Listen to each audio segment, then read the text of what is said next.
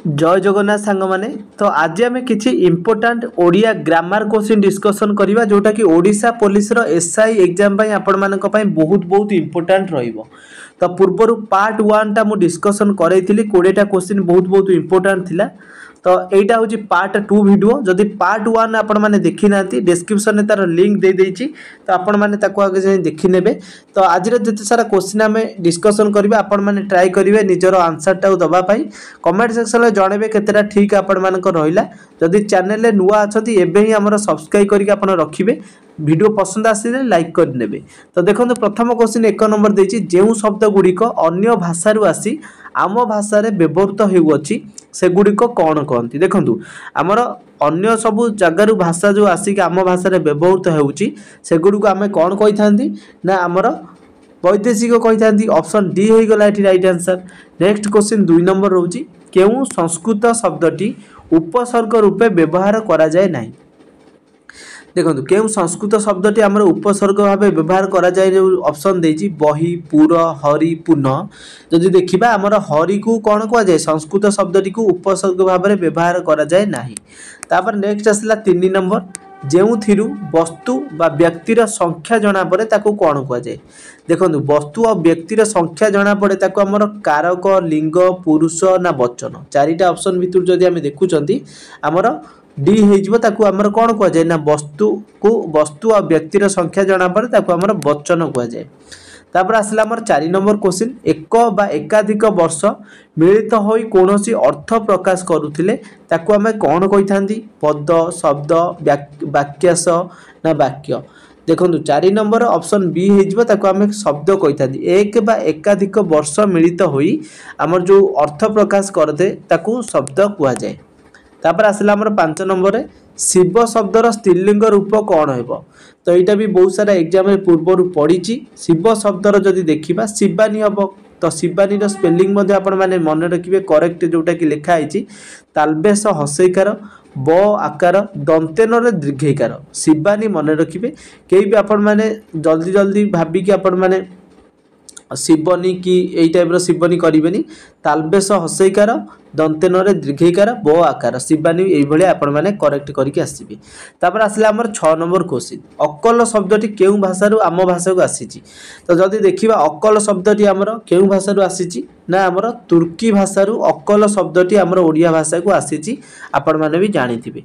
तापर आसला आमर 7 नंबर क्वेश्चन निम्न उपसर्ग मध्यरु केउटी ओडिया भाषा रे उपसर्ग नुहे दर ना गर प्रति। जदि 4टा ऑप्शन आम देखुचंती आमर एथिरे गर जो शब्द रही उपसर्ग मध्यरु यांक भितर ओडिया भाषा रे उपसर्ग नुहे गर शब्दटा। तापर आमर नेक्स्ट आसला 8 नंबर क्वेश्चन केउटी एक व्युत्पन्न शब्दर उदाहरण नुहे। व्युत्पन्न शब्द जदि यांक भितर देखिया उदाहरण हबो नाही तो आमर काचरा होची व्युत्पन्न शब्द धूलिया आ पानराटा होची हबो नाही। तो पानरा होची आमर कोन व्युत्पन्न शब्दर उदाहरण नुहे। तापर आसला आमर 9 नंबर क्वेश्चन चालित शब्दर मूल धातु कौन। तो आपण एटा कहि परिबे जे ऑप्शन होची जदि देखिबा 4टा ऑप्शन भितर चाल रो होची मूल धातु चालितर मूल धातु कौन ना चाल। तापर आसला आमर 10 नंबर क्वेश्चन कृत्य कृत्य होची प्रकृति प्रत्यय कौन हबो कृत्य प्रकृति प्रत्यय तार कौन हम जदि देखिबा आमर एथिरे कृत युक्त ज होची कौन ना कृत्य। तापर आसला आमर 11 नंबर क्वेश्चन केउटी एक द्राविड़ शब्द नुहे। जदि देखिबा आमर अड़ा आरिसा ढिंकी एंडुरी एक द्राविड़ शब्द आपण मानकर ऑप्शन ए हे जिवो अड़ा होची आमर कौन एक द्राविड़ शब्द नुहे। तो यही 3टा होची एक द्राविड़ शब्द। तापर आसला आमर 12 नंबर क्वेश्चन 12 नंबर देछि जेउ पदरु वस्तुर बा व्यक्तिर संख्या गोटिए बोली जना पड़े ताकू केउ वचन कह जाए। तो आपण माने आराम से आंसर दे परिबे ताकू बहु वचन कह जाए। जेउ पदरु वस्तुर बा व्यक्तिर संख्या गोटिए बोली जना पड़े ताकू आमे कोन सॉरी मु एटा होची एक वचन कह जाए। ऑप्शन बी हे जिवो एक वचन ताकू कौन कह जाए ना एक वचन कह जाए। तो आपण माने सेमती जदि एक रु अनेक होता है ताकू बहु वचन कह जाए। एटा एक देथिला गोटिए बोली जना पड़े ताकू एक वचन कह जाए। ऑप्शन बी हे गला 12 नंबर सठिक आंसर। तापर हम नेक्स्ट 13 नंबर देखिबा विज्ञापित एही शब्दटीर मूल धातुटी कौन। विज्ञापित यहाँ जो मूल धातु तार कौन रही तो ऑप्शन डी देखिबा का शब्दर मूल विज्ञापितर मूल धातु कौन का। तापर आसला आमर 14 नंबर क्वेश्चन 14 नंबर देजी णी प्रत्ययुक्त होई गढ़ा जाइतिबा धातु को धातु कुआ जाए धातु को की धातु कुआ जाए देखो णी प्रत्यय जेतेबेले हेइथाय आपण माने जानिथिबे निजंत धातु ताकू कुआ जाए निजंत धातुर प्रत्यय होउची कोन ना मूर्धन्य हस्ताक्षर जो णी प्रत्यय रहउची सेटा गढ़ा जाइथाय। तापर आसला हमर 15 नंबर क्वेश्चन ओडिया भाषार भंडार को केते भाग रे विभक्त करा जायछि तो जदि हमर यार सठिक आंसर देखिबा 4 भाग रे विभक्त करा जायछि ऑप्शन ए हे गेला राइट आंसर जोटा कि ओडिया भाषार भंडार को हमर 4 भाग रे विभक्त करा जायछि। तापर आसला हमर 16 नंबर क्वेश्चन 16 नंबर देछि ओडिया भाषार जो शब्द संस्कृत भाषा सहित समान ताको कोन कहंती देखंतु ताको हमें कोन कहिथांती ना तत्सम कहिथांती ओडिया भाषार तत्सम शब्द संस्कृत भाषा सहित समान अटे।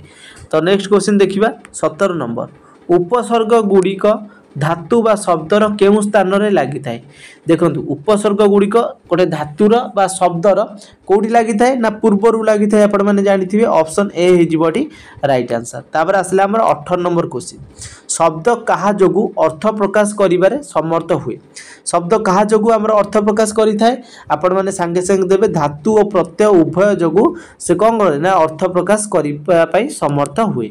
तापर आसला 19 नंबर क्वेश्चन गधर तत्सम रूपटी कौन देखो गधर तत्सम रूपटी जब आम देखा तो तार हो कौन गर्भव बुझीपारे तो गर्भव हूँ गधर तत्सम रूप।